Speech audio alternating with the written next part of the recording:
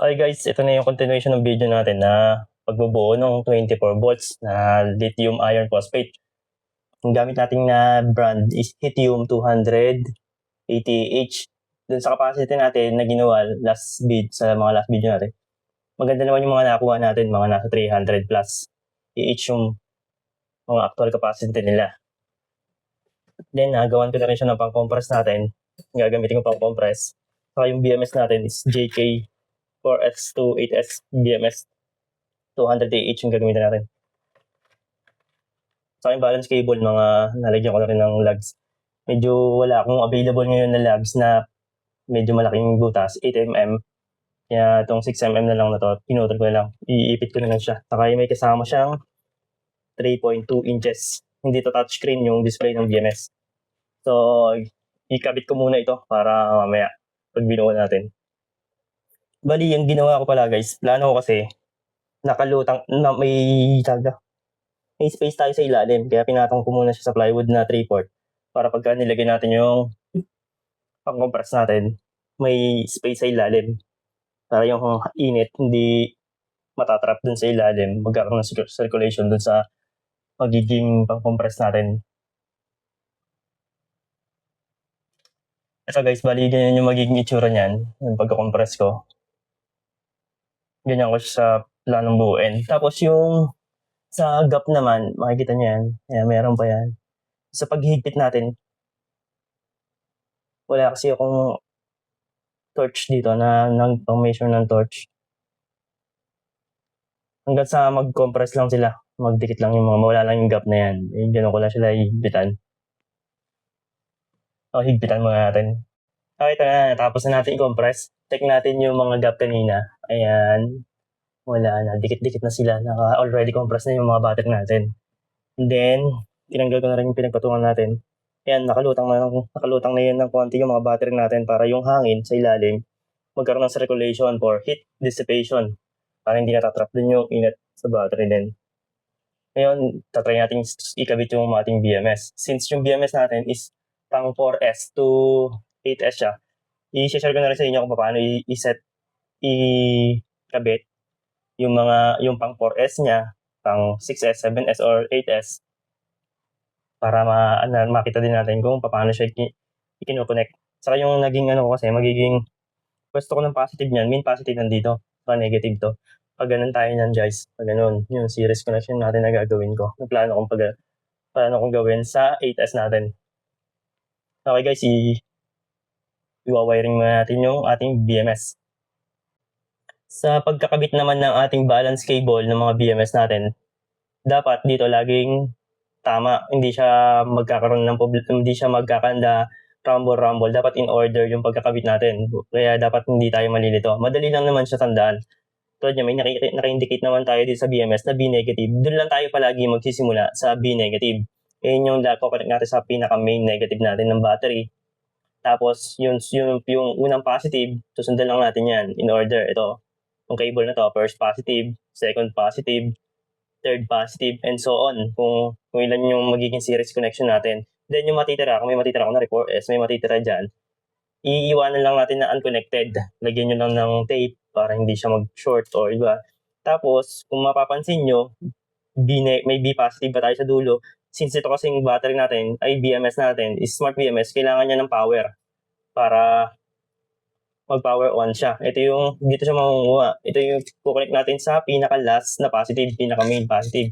Isasama natin to doon sa pinaka-main positive niya para magkaroon ng power itong BMS natin. Ngayon, susubukan natin i-connect sa pagka mag-connect kayo ng balance cable, tanggalin nyo muna ditong yung balance cable. I-disconnect nyo muna sa BMS para if ever na magkamali tayo, hindi magkakaroon ng problema or magkaroon ng damage itong BMS natin. Para madodouble check din natin kasi pagkayari natin i-connect, i-double check natin kung tama ba yung in order yung mga na-connect natin na cable. Okay, muna natin. Papakita ko sa inyo. Ikakabit ko muna yung ibang mga terminal, saka i-wiring. Okay na, i-set up ko na siya ng pang 4S, itong BMS natin. Ganito lang yung magiging connection natin guys kung gagamitin natin itong BMS na to sa 4S connection or 12 volts battery pack. For demonstration guys, itong ginamit ko ditong jumper, nag-jumper muna ako ng connection ng B negative sa BMS to B negative ng battery natin. Pero kung talagang gagawin nyo na siya, bubuin nyo sa first setup, dapat gumamit kayo ng proper wiring size kung depende dun sa kailangan ng setup nyo. Sa akin kasi, parang ang gagamitin ko dito is 25 mm squared pagka binuo ko siya. Kaya ang ganito lang naging connection natin, guys. Yan, sabi ko sa inyo, unahin nyo lang yung sa B negative. Yan, yung kulay black niya. Dahil doon lang kayo mag-i-start. Doon sa negative, kukonect lang yan. Tapos yung second na wire niya, yung B1, doon na sa may pang-unang positive na battery. Pag ganun lang naman tayo niyan, guys. Tapos ito, B2. Tapos susunod dyan, pag ganito na, B3. Tapos pag gano'n, ito na yung last na yan, B4. Mapapansin nyo, dalawa na yung naging terminal, dalawa na yung nakikoconnect dyan. Kasi sasama na natin ito, itong B positive, itong last na cable. Sasama natin yan dyan. Tapos yung iba, leave lang natin na unconnected, yan. Tapos kapit na natin itong temperature sensor, saka yung switch. Kasi yan, ganyan lang guys, maging connection yan. Power on natin. Ayan, naka-power on na yan. Tapos ang magiging main positive nyo na ngayon ng connection ng battery nyo, kung kakabit nyo sa inverter, sa solar charge controller, dito na, ito na yung positive nyo. Magiging positive nyo. Tapos ito na yung negative, yun dito sa P-negative. Diyan na magagaling yung charge and discharge sa battery. Yun lang guys. Pagdating naman sa 24 volts or 8S connection ng LiPo4, ganito yung magiging connection natin sa BMS. Unahin lang natin ulit sa P-negative. Sa binubuo kasi guys, napili ko dito ilagay yung B-negative, yung main negative saka main positive. Kaya ang magiging first cell natin dyan, ito. First, second, third, fourth, fifth, sixth, 7, and 8. Huwag kayong malilito guys, ganoon din naman yan. Nagkaroon lang meron lang prepared na dito ilagay yung first and last na cell. Pero connection lang naman yung pag ganon. Ayan, pag ganyan, ayan, hanggang sa makarating dito sa dulo. Ngayon, ito din, yung purpose lang naman to ulit, yung jumper na yan, para lang mapakita sa inyo yung connection. Pero pagka sa totoong setup na, proper wiring size na ilalagay yun dyan. Kung depende sa inyo kung ilan yung current na kailangan nyo doon sa wire para makuha nyo yung total wire size. Sa akin kasi 25 mm squared yung kailangan ko na size doon sa paggagamitan ko or higher. Ngayon, magsisimula tayo sa B negative na connection. Ayan. And yan yung first negative. Tapos, ganoon lang ulit. Yung B1, ayan. Tapos, pag B2, tapos B3, tapos pag B4, then B5, then B6, B7, and then hanggang sa makarating tayo sa last, B8. Yan, dalawa ulit yan. Kasi sasama natin ulit yung B positive na cable wire para dyan. Tapos temperature sensor, yan. Yung switch. Itong gantong display natin na 3.2 inches, hindi to touchscreen. Nandito na rin yung on and off switch niya. Ayan, on natin. Ayan. Ayan, 26.2 volts na siya. Tapos meron pa yun isang ito na cable niya. Alam ko para sa heat pad to eh. Nilagyan ko lang ng tape ulit para hindi siya, hindi naman natin kailangan yan dito sa kasi medyo mainit na dito.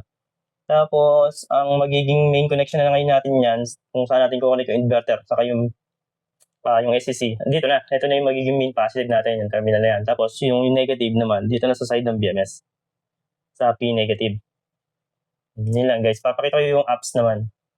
Pagdating naman sa apps na kailangan natin guys, download lang tayo ng JKBMS. O pang Android or pang iOS. Sa akin na-install ko na siya, i-open na lang natin. Load lang natin. Allow. Yan, automatic naman lalabas dyan yung BMS natin. Pagka naka-power on na siya. Ito siya yung sa akin. Click ko lang yan. Yan, connect naman siya automatic. Yan na, makikita natin yung voltage. Yung mga per cell ngayon, per voltage. Ito yung resistance. Then, meron lang siyang error na nagpapamodified ng password nyo. Pwede mo yung mabaguhin yan para mawala na agad. Tapos punta na kayo sa settings. Ayan, modified. Hindi naman yan. Pwede nyo naman baguhin yan. Input. Ang password lang yan is 1, 2, 3, 4, 5, 6. Ayan. Then, select nyo na kung ano yung type ng battery nyo. Sa akin, LiPo4. Ayan. Okay, yan na. Ayan na yung default niya. Naka-LiPo4 na yan na battery. Isa-set ko lang yan sa preferred ko guys tingnan nyo. Ayan yung ano niya. Ayan yung default niya. I-set ko muna siya sa preferred ko na mga value. Okay guys, ito yung settings na nilagay ko. Share ko na lang din sa inyo. Ang mga binago ko lang naman itong sa trigger balance niya. Ginawa ko lang ng 15 milli 15 no 0.015. Then pati yung sa balance start balance voltage niya ginawa ko lang sa 3.4. Tapos the rest, and then binago ko din pala yung iba dyan. Ayan. Screenshot nyo na lang guys kung gusto nyo